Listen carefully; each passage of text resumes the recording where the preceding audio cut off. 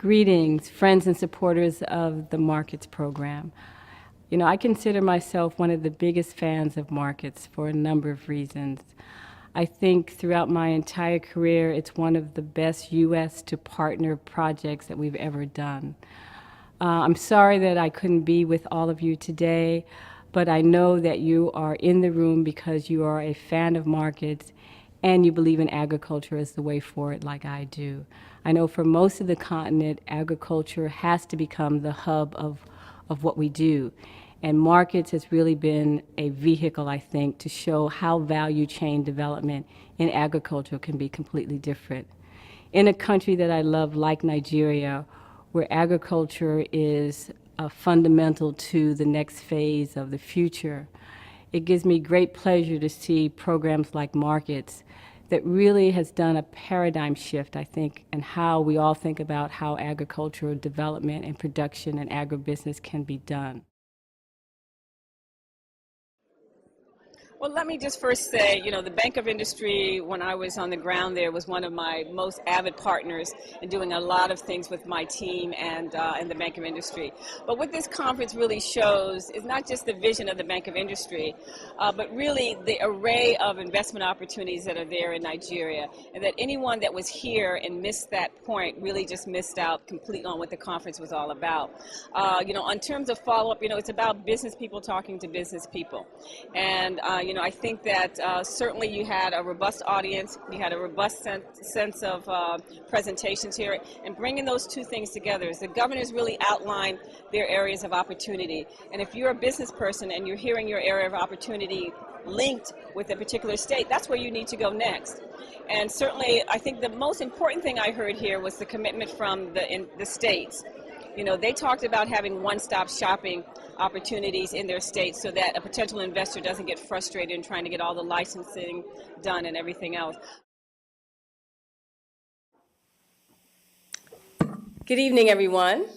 Good evening. Not good. Good evening, everyone. Good evening. Okay, now I know that you're here.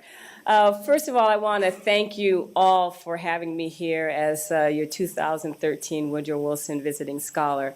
I arrived earlier this afternoon.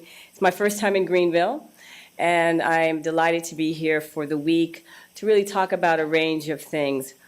One of the things I was asked to talk about, at least for the public event this evening, was, you know, the way forward for Africa. And I thought I would set the tone by really giving you a discussion about the positives I see going on in the continent and the challenges ahead, and talk about some of solutions that might be out there. I think, you know, I'd like to start out with this phrase, and I think that Dr. Gordon really said it quite clearly, but sub-Saharan Africa today is not your mother's Africa. It is very, very different from the history and the outlines that you may have in your mind about the continent. It is a region which continues to undergo, for the most part, positive political and economic changes.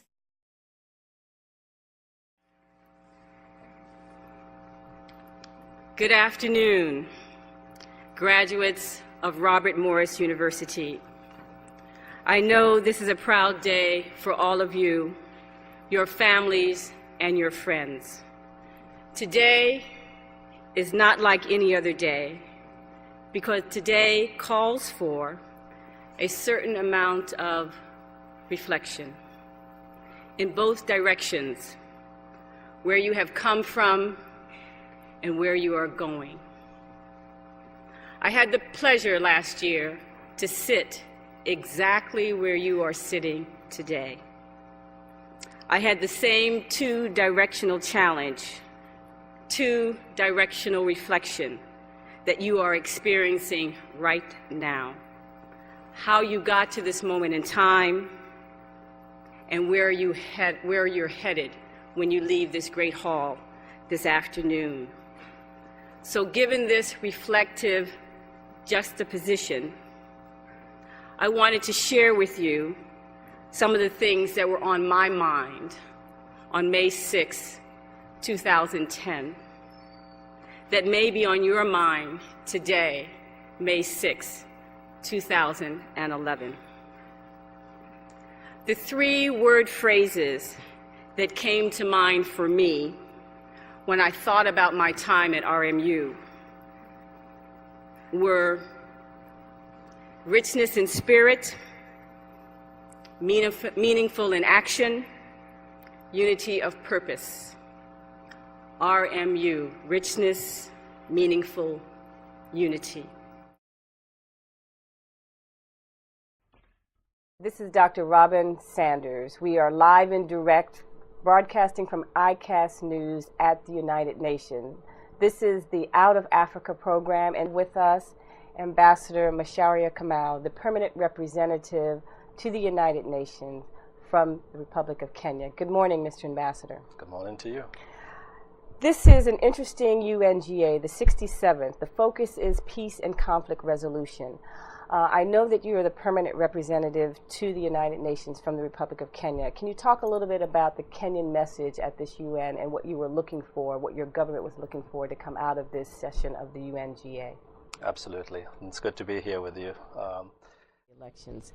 And so it's really great seeing you again, great working with you again, and much success at this General Assembly. Thank you very much. Thank you, Mr. Ambassador. Thank you.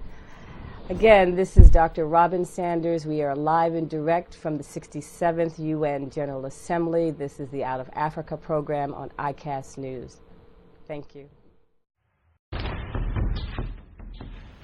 In referring to an African country as the Pearl of Africa, Sir Winston Churchill set the stage for us to see each country on the continent of Africa as a pearl. And thus, as a pearl, each country is connected to each other by the continent's greatest asset, its people. ICAST News brings to you this new series, Out of Africa, which will highlight for you the range of issues facing Africa today.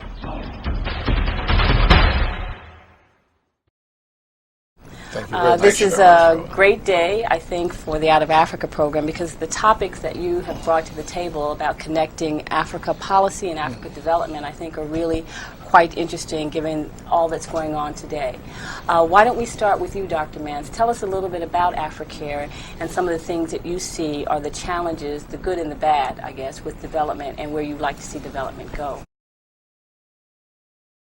Well, these are my personal comments only. I think that, I've taken my lead from the international observers that have made comments, and I do think that from knowing Nigeria's history, looking at all of the elections of the past, that this really has been a real credible, free and fair election. Certainly the points that were raised about the challenges that are there in terms of checking some of the accusations that have been made, we all agree that that has to be done. But first and foremost, we all hope that it can be done in a peaceful manner, that the violence will stop, and that people will try to find a way to address their concerns and those issues in a peaceful manner so that Nigerians can move forward. I mean, the resilience and the resolve of Nigerian people I've always believed in. And I've always talked about how committed they were to making a better future for their nation and really be an example for the sub-region and for the continent writ large.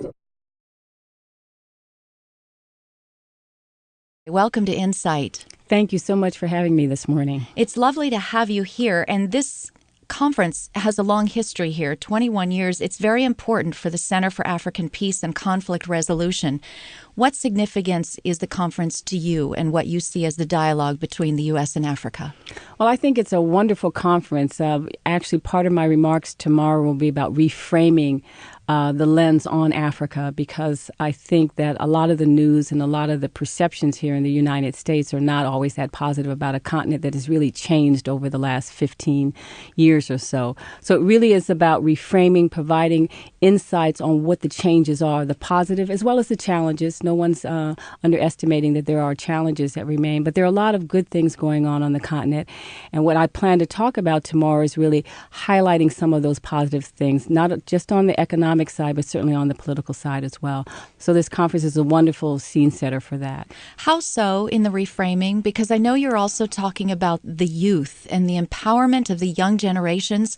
I think I saw that the average age in Nigeria is 19 years old for the population. So what is the reframing and the connection with the young people?